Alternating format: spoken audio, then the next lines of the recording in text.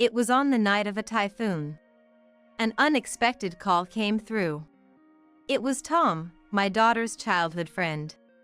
Right now, I'm in front of Anne's house, and due to some circumstances, I have Joe with me. I'll let him talk to you. From the other end of the phone, I could hear my grandson's desperate cries. Grandma! Mom kicked me out of the house! Please help! Why is my 5-year-old grandson on such a stormy night with my daughter's childhood friend? What are Anne and Jim doing? Your dad? He went out with some woman. Before leaving, he doused the house with gasoline, and is cleaning up right now. I was horrified. Doused the house with gasoline? What do you mean? The woman who came with Dad did it. At that moment, it clicked. I had heard about Jim's affair and his demands for a divorce from Anne, which she had refused. It must have escalated. But to think he would try to set the house on fire. I'm coming over right now. As I prepared to leave, anger towards Jim welled up inside me. One wrong move and Anne and my grandson Joe could have been gone. To do such a horrible thing in front of little Joe. I will never forgive Jim or his mistress. They can go to hell for all I care. My name is Mary, and I'm 65 years old. After many years of service, I retired from my nursing job and now live a relaxed life with a part-time job. Having lost my husband at a young age, I worked tirelessly as a single mother. I always tried to shower and with as much love as possible, but I think she still felt lonely. Perhaps that's why. And grew up to be somewhat dependent and prone to overthinking. Out of the blue, during her college years, she announced she was getting married. To a man more than 10 years her senior and unemployed at the time. Sure, we met through a pickup, but Jim is a decent man. He's handsome, a good listener, and smart. He even surprised me with an engagement ring. But when I met Jim, he was slovenly and overconfident, with good looks being his only redeeming feature. He showed up in a bomber jacket, shorts, and sandals. Jim waved at me familiarly, sat down, and crossed his legs. I've been working as a bartender lately. Not sure how long I'll stick with it, just until I get bored, I guess. Even though he was here for a family meeting, his transient outlook and lack of concern for the future angered me. What about children? Raising them costs money, you know. Of course, I want kids. Maybe 3 or so. We'll manage somehow. And we'll work too, right? I explained to him that women often can't work for a while after giving birth and that there's a risk of not being able to work during pregnancy. While Anne's expression gradually darkened, Jim remained unfazed. I said to Anne like she wasn't listening to me. You won't know until you try. Anne's capable, so we'll manage. I'll do my part in raising the kids. We'll make it work. Mom, you did it on your own, and with Jim, it won't be as hard for me. I was skeptical that being married to this man would be any easier than being a single mother. It's not about making it work, it's about planning to make it work. A lot of the burden falls on the mother. But as I started to explain the hardships of parenting further, Jim interrupted me. Given my job, I get hit on by girls a lot. There are plenty of women out there who want my kids. Out of all those women, I chose Anne. Hearing him speak of Anne and other women as if they were objects, I, of course, objected. And is still a student. Can't you at least consider getting married after she graduates? Jim laughed and replied, I'd be taken by other girls if we waited too long. I'm quite popular, you know. Then Anne, looking visibly panicked, said to me, Mom, I appreciate everything you've done for me. But even if it means cutting ties with you, I'm going to marry Jim. And is my only precious daughter. I wanted to celebrate her marriage. but now, and is infatuated, and my words don't reach her. I couldn't believe Jim would make her happy. I couldn't nod in agreement to a marriage that seemed doomed to unhappiness. Turning her back on me, and left with Jim. Later, I heard from Anne's childhood friend that they had filed for marriage on their own. They dropped out of college and started living in an old single-story house in the city. And has a childhood friend a year older than her. Tom was a good young man, close enough in their childhood to talk about getting married someday. They grew apart but reconnected as friends in college. Tom, concerned for and who left college to get married, would occasionally check on her and update me. Jim continued his womanizing ways, leaving pregnant and alone at home to go out with women. Despite this, and believed that once the baby was born, Jim would change, waiting up late to warm soup for his return. When Tom told me this, I felt so sorry for and that I couldn't help but complain in front of him, wondering if it was my fault for raising her that way. Then, when we were kids, there was a time and stayed at our house because you had to work overtime and couldn't come home till morning, right? Tom's mother and I were friends, and she had taken care of and when I had no other choice. And stayed up late waiting for Mary that night too. Even when I told her to go to sleep, she stubbornly waited. And is incredibly pure and devoted. I think it's because Mary gave her so much love. This was the first time I heard of this. Feeling guilty for not noticing Anne's feelings despite being her parent, I was deeply relieved that Anne had such a priceless friend in Tom. Then Tom looked down and said, "The bad one is Anne's husband. Leaving a pregnant woman alone and going out to play, what was he planning to do if something happened?" I asked, curious. "Why are you so dedicated to Anne?" Suddenly, Tom turned bright red and hurriedly answered, "Well, Anne is like a sister to me. If her husband isn't reliable, I feel I have to do whatever I can." I sensed Tom's feelings, feeling both grateful and apologetic. I wished and had been more discerning in choosing men. After giving birth to Joe, and unable to rely on the ever-absent Jim, fell into postpartum depression. It was Tom who persuaded the stubborn and to seek my help. Thanks to Tom, I started helping the postnatal Anne. Newborn Joe, much like Anne as a baby, was a cheerful child. I vowed to do anything to protect Anne and Joe. However, Jim didn't seem to appreciate my presence. "If you're here, I'm not needed, right? Let's get a divorce. Emma, a beauty, wants to marry me." He thought and would comply if he threatened her. But Anne, now a mother, no longer succumbed to Jim's manipulation. "Joe's dad is you. You said before we married that you'd help raise him. Let's be a family, with responsibility." But Jim was unmoved by Anne's words. "Shut up. You're not the same as before we married either. When will you get back to your pre-pregnancy figure? You've got more spots now.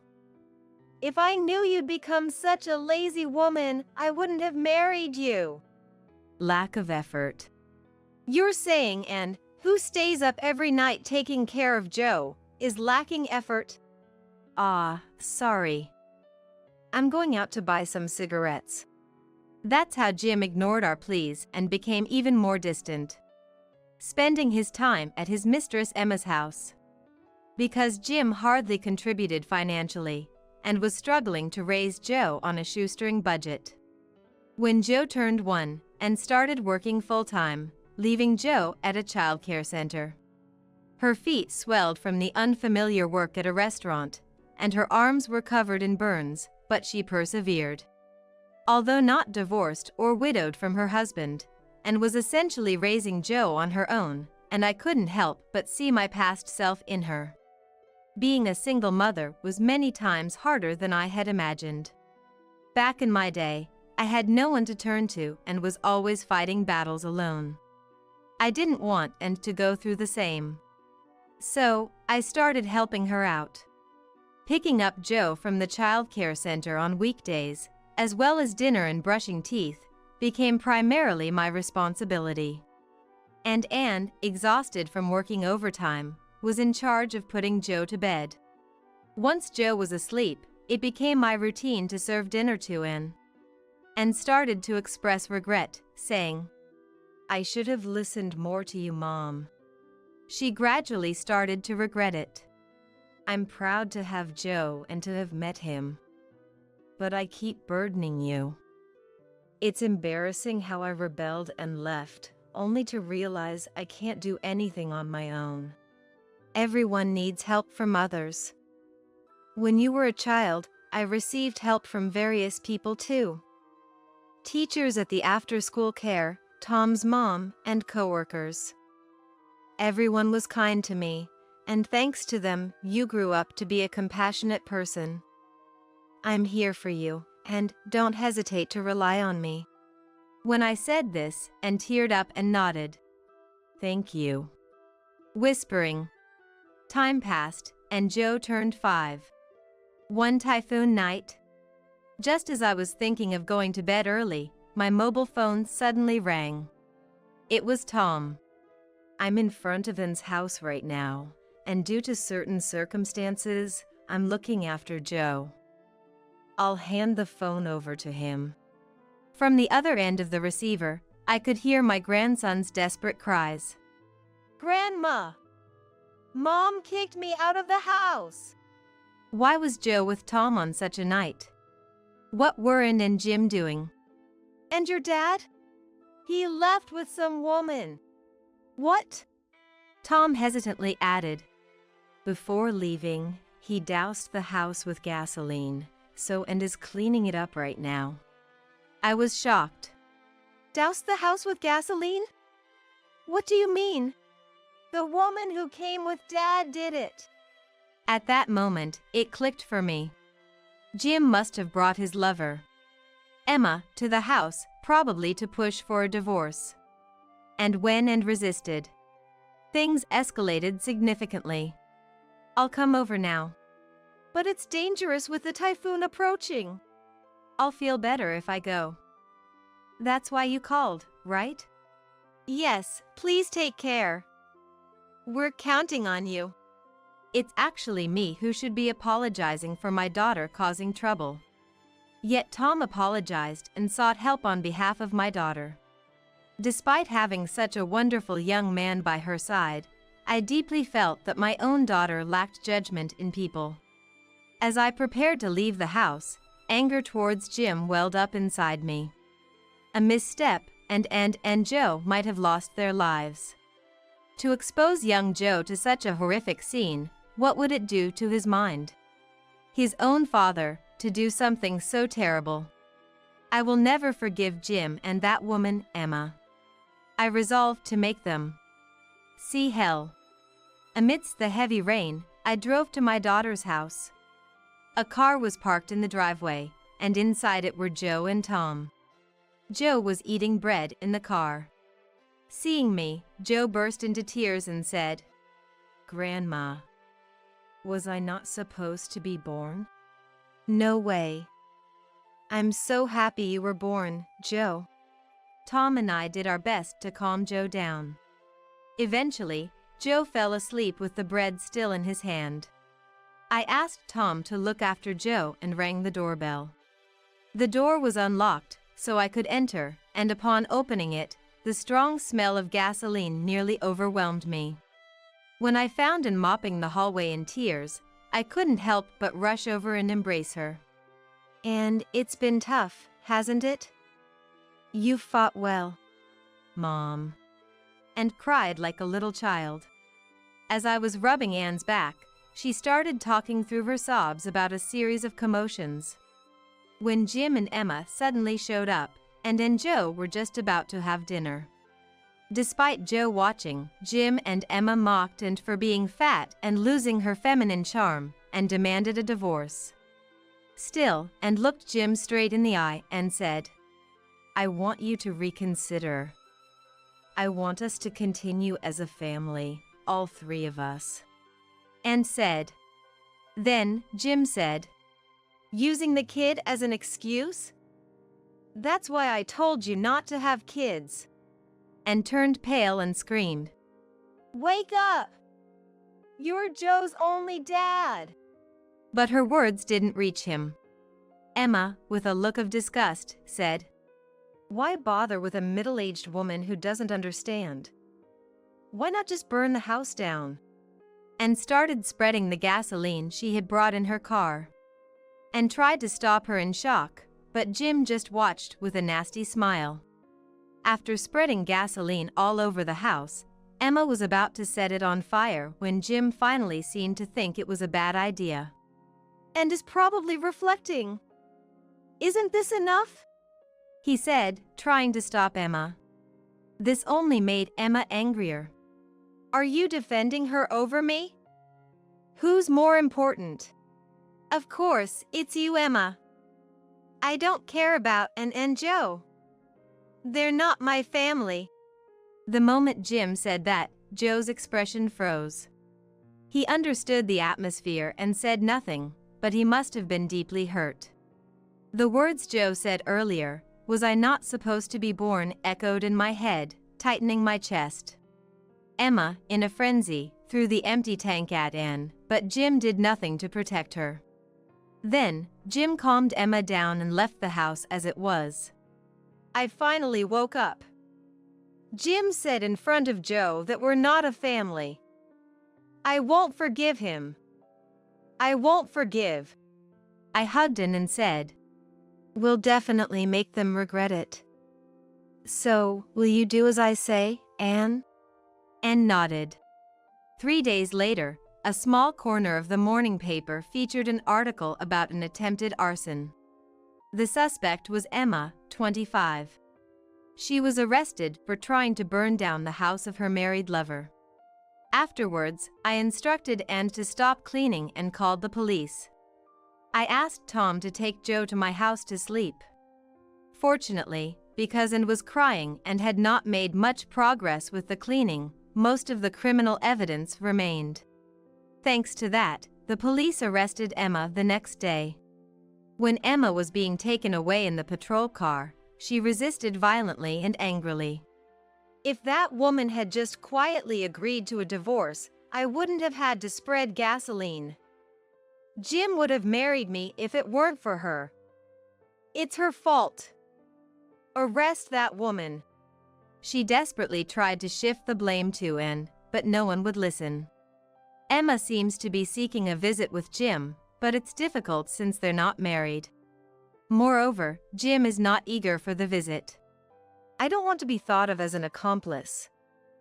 I was the one who stopped it, after all. Sure, I thought Ann and the kid could drop dead, and I carried the gasoline to the house just for kicks.